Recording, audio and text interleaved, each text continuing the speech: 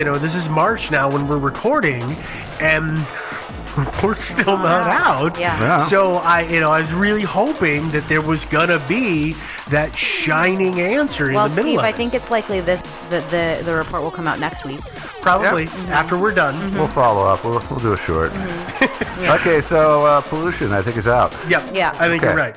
So let's go ahead and let's move on down the line to our next one, which is, again, My this favorite. is a Devon special. It is food scarcity and then the stress levels. Which are notably higher in this town than elsewhere? Okay, well, the reason that this is brought up is because we talked about earlier is the amount of people who are unemployed and who are on public assistance.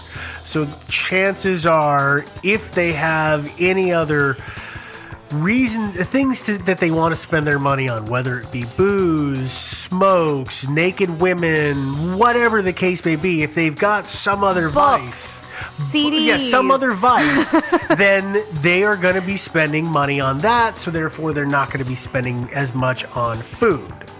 And that's going to then cascade down through a household. Because if the household doesn't have as much money, then everybody's, a little unsure of where their next meal is going to come from. So that's what this is based on. Yeah. I do have to say that being on the dole is not healthy in many senses. It's not good for your self-esteem. And it's not, the thing about having a job that's good, besides, having an income, is that it gives you reason to sort of stay on top of yourself. I mean, you can't be sleeping in until 3 p.m. every day, and you can't be starting drinking at 10 in the morning. It makes you got to keep yourself in order. Negative cycles can manifest. And then the other thing too that happens often. I know that I've gone through this when I've been or underemployed. Right now I have a steady job, however much I like it or not. But I wake up at the same time every day. I go to sleep about the same time every day. I have a routine. When I'm not employed, I wake up whenever, I go to sleep whenever. It starts to mess with the sleep cycle. And suddenly there's you're a going lot to of sleep that, at 11, then 12, then 1. And there are a lot of morning. studies about how a messed up circadian rhythm can really mess with your body. And so that's another thing too, is if you don't have the schedule that you need to stick to, at least me, I think you guys would agree, it's really easy to just slip out of that, and then you just start to kind of mess with your body. Yeah, no, last time I was out of work, it was quite a while back, but it was amazing how quickly I adapted to staying up till 2 every night and sleeping until 10 every morning. Yeah. It happened in no time at all. It's easy to do. Yeah, so easy. Well, let's talk about I've got some stuff here about the food shortage cycle. Actually, since I've been yammering on this whole time, Devin, do you mind reading this quote? The cycle of having enough food followed by food shortage is thought to play a direct role in dietary compromise, accumulation of visceral fat, and weight gain. Inadequate nutrition and weight gain play a direct role in the development of chronic diseases. Stress plays an active role in metabolism chronic disease. Animal models suggest mice exposed to stress conditions in the presence of high-fat, high-sugar foods secrete stress hormones and insulin, which lead to subcutaneous fat and weight gain. Just by being near the high-fat, high-sugar food? I don't know, I guess. Exposed to means they're eating it. Yeah, okay. Okay, quote, food insecurity is inconsistently associated with overweight and obesity among women. However, several studies have found a significant association between food insecurity and diabetes and poor diabetes management. For example, a significantly higher percentage of adults with diabetes from food insecure households report difficulty following a diabetic diet, decreased confidence in their ability to manage their diabetes, and a higher score for emotional distress related to diabetes. Food insecurity during pregnancy is associated with higher levels of stress, anxiety, and depression, gestational weight gain, and over twice the risk of developing gestational diabetes compared with low-income food-secure women. Unquote. Thank you. You're welcome. Yeah. But that does play into some of the stuff that you were bringing up earlier about... It's the more articulate way to say all the things I was just saying. See? Yeah. I wanted you to sound more smarter. More smarter. Yes. Thank you. It was more better. Steve. All right. So let's. We already know, as we talked about, that excess amounts of stress is bad. Yeah. Your body's meant to deal with stress to a certain degree, but if you go ahead and add in lots and lots of it, you're in what I would just say, let's call it fight or flight mode all the time. That high blood pressure is going to happen, heart attacks are going to happen, circulation and breathing issues. I mean, these are just kind of a handful of the things that are going to happen. So it plays havoc on the body and the immune system. Yeah. I mean, it's very well known. Scientifically, they've looked at it and figured it out. And yeah, it's a bad thing for you. But has anybody done any surveys on food insecurity in Glasgow? So the reports that I read, it's kind of presumed that there's a portion of the households that are food insecure and there's a portion that are food secure. What the ratio is and what those numbers are, I didn't see that specifically called out, but that may have been because I wasn't on page 68 in one specific table. It's also, I don't know. It's also hard since we're talking about cross-generational stuff, right? We're talking about how a parent's food insecurity can affect a child, for instance. That data certainly probably wasn't really, I mean, that wasn't a thing that people really thought about in previous generations, especially if we start talking about a couple generations back. I mean, I'm second generation from my grandma, right? And she was born in like 1900. And that's a long time ago. Yeah. And there's one person in between me and her. And when she was growing up, they just called it being hungry. It wasn't food insecurity and stress levels and all that stuff. And so when we start talking about getting just a couple generations back, those studies weren't being done, so we probably don't have that. And the records data. are not there. Right. And frankly, like, it's kind of an embarrassing thing to have to say to somebody, yeah, we don't always have food. I mean, as an adult, you're just not something I can't that provide you for my typically talk family about. as much as I want to. People don't want to talk about that. Or you may think you are. You may say, I'm doing the best I can, and it's enough, but it turns out it's, mac and cheese from a box. Or a half portion every other day. Listen, that's what we've got. Be happy we have food. I mean, there's a whole, I mean, I don't want to go too far down this because there's a whole number of ways that can play out. But that does have, as you were pointing out, that long-term effect. One of the long-term effects that I actually saw brought up in some of the research is epigenetics. And I don't know if you guys do you guys know much about epigenetics? Because I read it and okay. Well then, sorry. I took the reading and I boiled it down here because it's DNA stuff and that is above my pay grade. I admit this right now. But the way that I understand it is that in the super simplified explanation is epigenetics would be the study of environmental effects on the body and whether or not it influences certain genes to turn on or off. So in other words, how does at a base level, how does the body react, and then what does that do to it and its future generations? I've seen That's interesting, actually. Well, it's interesting because I've seen some studies that say that at times it can make people prone to obesity and diabetes, and then at other studies that say if it's timed correctly, and that by the way is not for necessarily that person, but their offspring or their second generation forward, or it can, if it hits in the right time, it can actually make their offspring or the second generation have factors that make them healthier individuals, so they're less prone to overeating or more prone to overeating. So it's a really, for me, it's kind of a gray area. But it's not just that, right? I mean, it affects literally every part. I mean, but when you look at how it reacts, so I mean, I've done this where I've gone and eaten something and said, well, that's all I need to eat. No. And then I've gone and said, I've eaten that and that's all I needed to eat, but I'm going to eat more anyway. And there are genetic predispositions, times where there will be people who always feel like they need to eat more. I mean, I've got a cat who always sits at the cat bowl, even though she gets enough food every day, sits at the cat bowl for 6 hours, or the food bowl, staring at me like, dude, I totally need more food. But that is, to a degree, can be dictated at the genetic level. Yeah. And that's where this is coming from.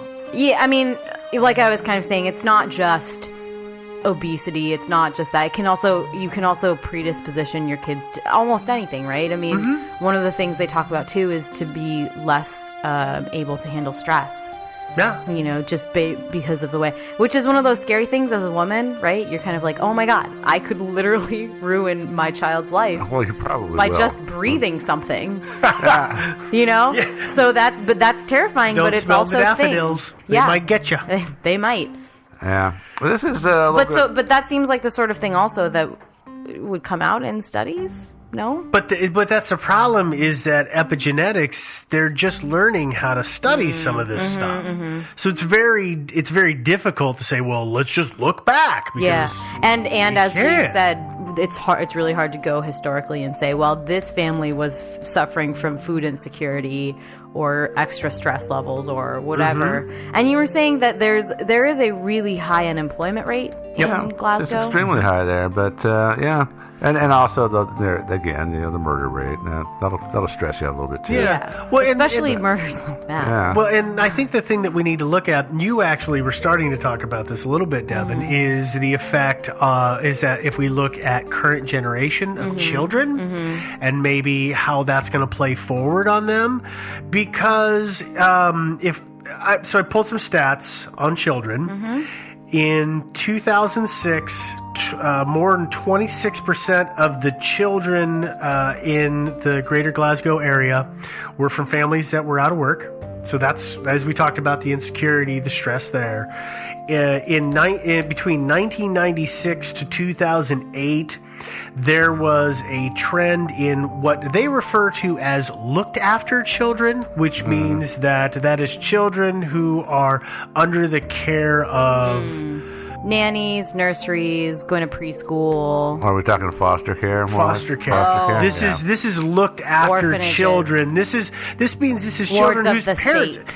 aren't able to take care of them, Okay. and basically the state has taken them in and taken them away from their family. That's a lot. Yeah, so the 26%. Sorry, I'm looking ahead. That's a lot. Oh, it's a number. Yeah. So in 2008, there were 4,500 looked after children in the greater Glasgow area.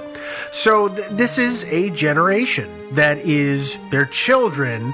So we don't know if, once they go into that situation, does that mean they're no longer food insecure because they're being looked after? Whereas in the past, maybe that wasn't available, so they just had to. I mean, I guess I know I just rolled my eyes at you, but I think that comes from just at least the system in America.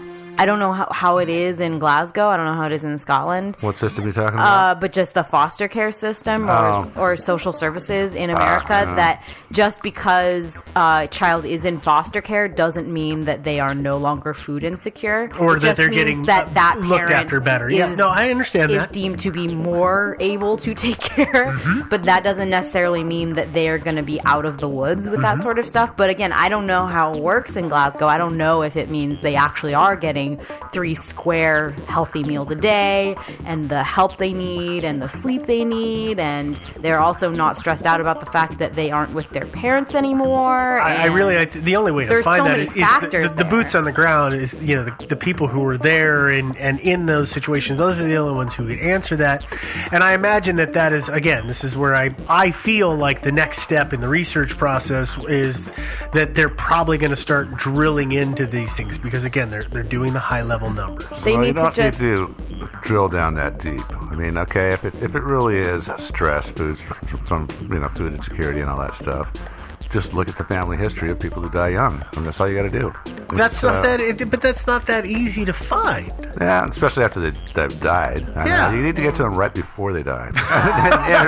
Well, I mean, I think that He's always got the simple. I guess the good news about this is that we're aware of it, and they're taking care of the data right now, right? There's a lot more tracking happening right now. They're trying to figure out what's They're going really on. trying to figure out what's going on. They'll probably do all the testing that would be required from day one. But it's taken 8 to 10 years to get to the understanding level that we have at this point. So it's hard to say how long it's going to take. Generations. Before No, it gets, I mean, before it's like, oh, let's try this.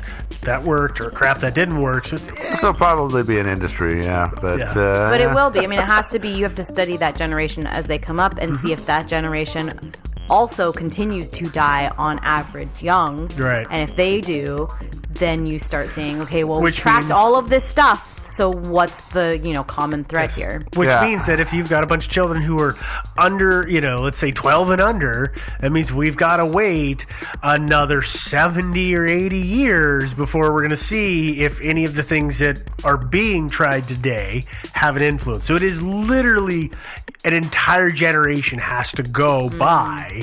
And I don't mean one generation to the next, so one breeds and they create their next. It's before they live their entire life cycle. And Well, the good news is it's much shorter for them. Yeah. They Don't look at me like that. that was harsh. It's just, I'm sorry. I get the joke. We'll get it 6 years earlier. Okay, let's move forward. Oh, you got another one? I do have one more. Oh, I let's thought we be were done. And this about is this, actually huh? a really easy one. Yeah. And it's actually it's a hard one because A, it's hard to track, and B, it's just hard to think about, is that there is a certain amount of cultural alienation that goes on, and that is keep the stiff upper lip, don't tell anybody your problems, you can just handle it on your own. That's very And British. and I don't reach out for help. So then people feel alienated and they're stuck and they've got to deal with it themselves. So that could be part of it. There's also there is an issue with suicide. And there are suicides. Most of the suicides seem to be linked back to drug and alcohol problems. And I don't know if that's correct or not, but that's where the data is leading people to. I forget how much higher is suicide in Glasgow than everywhere else in the UK? Oh, he doesn't have that number. Okay. I had that number and I don't have it anymore. But it is higher, right? It is higher, yes. Significantly higher? It's 10%, 15, so 5%? let's say 10%. Okay. It's a significant enough number that it gets raised. Yeah. So But that's the cause of death. I mean, Correct. it's not that, I jumped off a bridge, but my cause of death was cancer because I had it, as Right. previously mentioned, right? Correct. So it or can't be enough I that was it's dying skewing the because I had numbers. cirrhosis and my So I liver took was my about to life. give out. So Yeah. I mean, we don't know. We don't have that because again, the data doesn't And we're go talking, that far down. I'm sorry, I don't know the answer to this. I don't know if either of you know the answer to this, but does Glasgow have any kind of right to life? No. Right to life, right to death? You mean like right to die thing? Yeah, No. right I to have die. no idea, to be quite honest with Things. you. I never even would have thought to look at that. Because I wonder That's if really interesting. because it's technically suicide, but I don't know what happens with that.